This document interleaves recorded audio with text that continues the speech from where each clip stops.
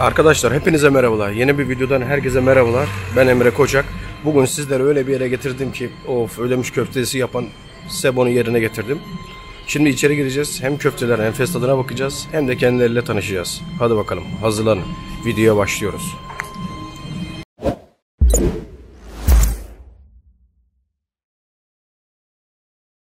Uşak kolay gelsin. Sağ ol abi, hoş geldiniz. Hoş bulduk. Nasılsın? Çok şükür, sağ ol. Siz nasılsınız, iyi misiniz? Allah razı olsun, ben de iyiyim. Nasıl işler güçler? Çok şükür, devam ediyoruz. Ya, bize yetiyor en azından. Allah bereket versin. Allah daim etsin, daha iyi yapsın.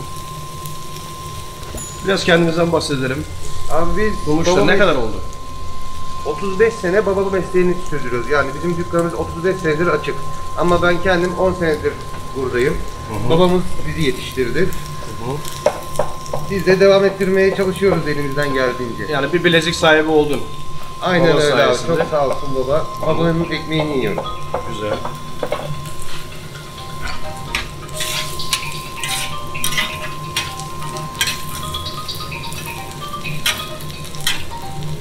Ne yaptın? Ekmeği ilk önce yağladın. Evet abi. Tatlı toz biberimizle. Bu bir porsiyon oluyor abi. 8 adet var içinde. Yaklaşık bir 250 grama tekabül ediyor. 8 adet oluyor, 250 gram civarında. 250-300 gram arası. Bir porsiyonu değil mi? Bir porsiyonu abi. Yanına soğanı da ekliyorsun. Ait roka, maydanoz karışımı, soğan karışımı bir can götür veriyoruz. Acı biberimiz. Güzel. Yani porsiyonumuz Durmuş burada. abi, servis bu şekilde mi oluyor? Aynen bu şekilde. Durmuş abi, biberleri görüyorum. Biraz istersen bunlardan bahsedelim. Abi bu biberlerimiz acı biberdir ama şöyle göstereyim. Bu bizim kendimiz Ödemiş'te ektiğimiz ve kuruttuğumuz özel bir biberimiz. Gayet biraz fazla acıdır. Köfteden çok daha bu biberi yemeye gelen de var, bize tercih eden. Biber içinde gelen var. Tabii ki köftemizi de beğeniyorlar. Bu şekilde. Onların yanında ikram ediyorsun. Tabii yanımızda sınırsız olarak ikram ediyoruz. Evet, siparişler gelmiş şimdi. Ne yapıyoruz ilk önce? Yağlıysa şuradan yağını abi. konduruyorsun. Tatlı toz biberimizle ekmeğimizi yağlıyoruz. Tabii bunun içinde yağsız da tercih edenler de oluyor. Az yağlı, bol yağlı ama esas özelliği bol yağlı olması. Bol yağlı olması değil mi? Ama tabii Buradan kişiye özel yağsız ya da az yağlı, bol yağlı diye değişiyor. tabii isteğe bağlı. Buradan akan yağlar buradan buluşuyor. Abi nasıl oluyor? akan yağlar genelde buradan bulaşır tabii. Yani hayvanın bu orta yağlı bir kıymadan oluyor. Buradan akan kendi yağ aromasıyla beraber biz de yağ biz orkide yağ kullanıyoruz. Buradan çeşmeden açıyoruz. Buraya yapıyor. Buradan da yağ takviyesi oluyor tabii ki. Buluştuğu zaman Tabii. aynen. Oradan hemen ekmeği batırıyorsun. İsteyene yağlı, isteyene yağsız. Zaten bunun en önemli tarafı kuru yenmemesi. Doğru mu abi? Aynen Yağlı abi, olacak. aynen. Bunun tadı ne olursa olsun yağında var.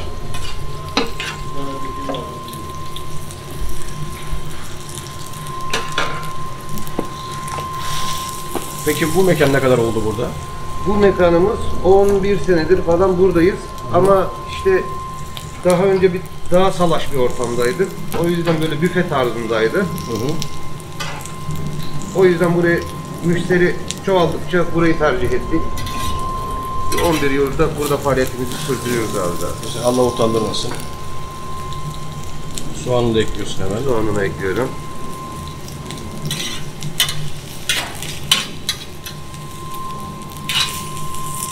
Peki şu anda bir yarımın içine ne kadar giriyor ve fiyatı ne kadar? Abi bu gördüğünüz şu anda 3 parça ekmek. 7 adet var içinde. 19 lira. 19 lira şu anda. 19 lira. 7 adet var içinde dedik. İçinde de 7 adet var abi. Porsiyon olursa, tabakta olursa kaç adet ve fiyatı ne kadar? 8 adet, o da 19 lira porsiyonu. 19 lira. Ama yarım ekmek 17 lira. 17 Onda da lira. 6 adet var. Bu şekilde paketliyoruz. Müşteriye de servis yapıyorsunuz dışarıya. Böyle dışarıya paket servisimiz. Şimdi yağlı olanı yapacaksın.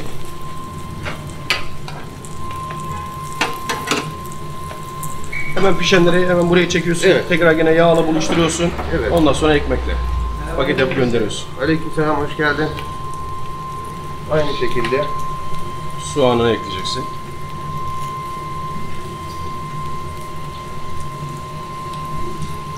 tabii ki domatesi pişmiş, pişmemiş isteyenler oluyor. Biz genelde pişmiş olarak ikram ediyoruz. Ama tabii müşterimizin isteğine bağlı. Tamam. Değişiyor.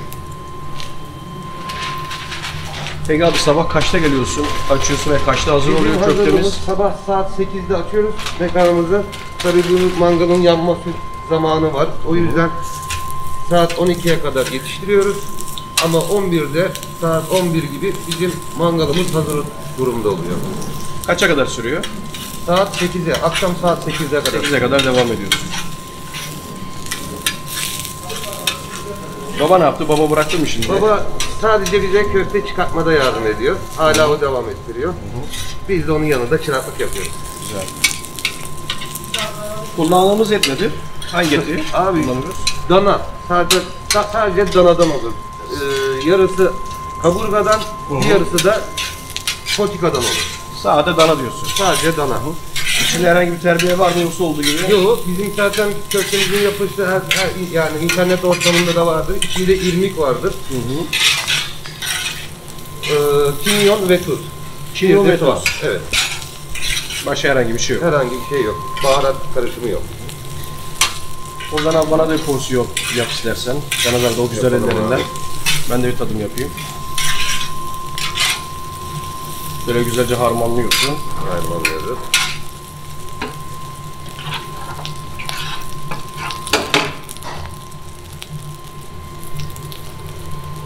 Evet abi biraz istersen bu köftelerimizden Abi bahsedelim. bizim etlerimiz %100 dana etidir. %70'i kaburga, %30'u da potikadan, ön potika, arka potikadan olur.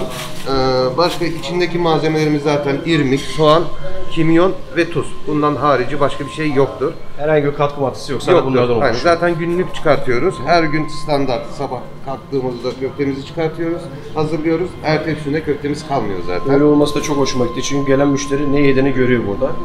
Her şey meydanda yani. Evet.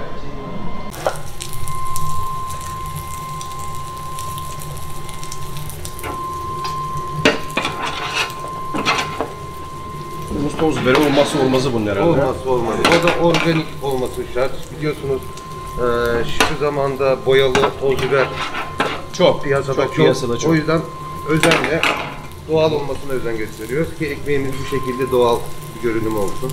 Aynen. Lezzeti ona göre. Aynen.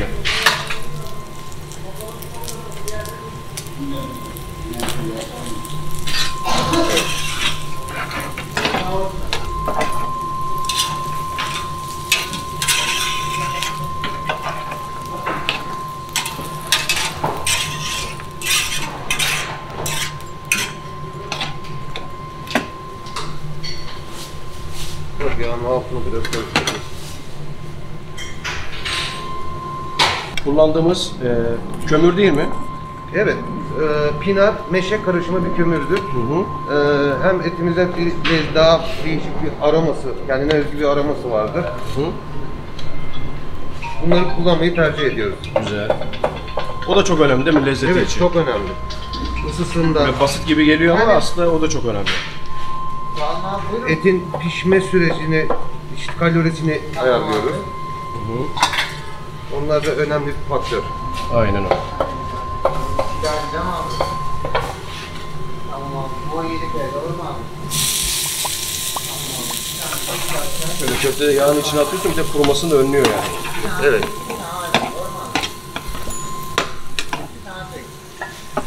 Tamam abi. Şöyle porsiyon içine yağlı ekmeği bırakıyorsun. Köfteleri ilave ettikten sonra servis hazır oluyor. Sonra domatesi. Peki biz şu anda neredeyiz? Biz izleyenler burayı nasıl bulacak? İzmir, Karabağlar, Aşık Veysel Mahallesi'ndeyiz. Tarif edeyim. Karabağlar 5800 sanayisinin içinde ama değil Evet, mi? sanayisinin içindeyiz. 5822 sokaktayız. Nohumuzda 22 bu şekilde servis ediyoruz. Ellerine kollarına sağlık abi. Afiyet Bana olsun. zaman ayırdığın için Sağ olun, teşekkür ederim. teşekkür ederim. Arkadaşlar şimdi geldik en önemli zamana, tadım zamanına. Köfteci Sebo'dayız. Şöyle göstermek istiyorum. Şöyle kendi elleriyle hazırladı sağ olsun. Şöyle içi dolu dolu. İyi ki yapıştırmamışım abi. Tam yapıştırıyorum. Şimdi tadım yapacağız. Allah'ım.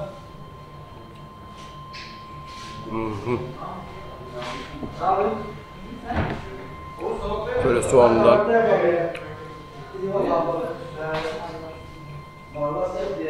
domatesinden.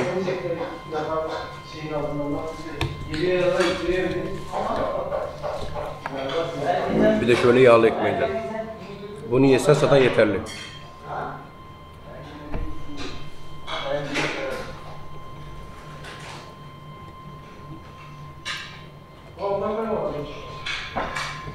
Böyle. Ekmeği de muazzam olmuş, köftesi de muazzam olmuş. Bomba. Bak karşıyı verdin mi lan Neşet'e? Dünya değil mi? Evet. Yardım çarpı oldu. Şöyle yanında biberleri de geliyor. Acı biberleri. Köfteye denecek hiçbir şey yok. Muazzam oldu.